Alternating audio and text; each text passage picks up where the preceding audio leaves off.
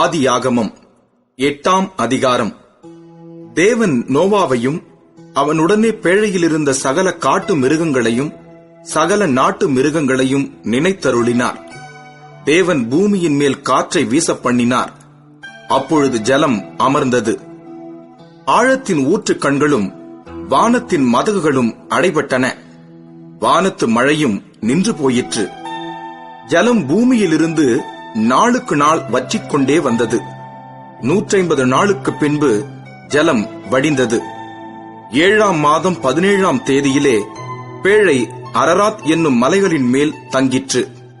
10ஆம் மாதம் மட்டும் ஜலம் வடிந்து கொண்டே வந்தது. 10ஆம் மாதம் முதல் தேதியிலே மலை சிகரங்கள் காணப்பட்டன. 40 நாள் சென்ற பின் நோவா தான் பேழையில் செய்திருந்த ஜன்னலை திறந்து ஒரு காகத்தை வெளியே விட்டான்.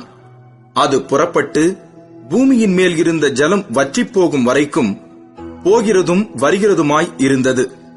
பின்பு பூமியின் மேல் ஜலம் குறைந்து போயிற்றோ என்று அறியும்படி ஒரு புறாவை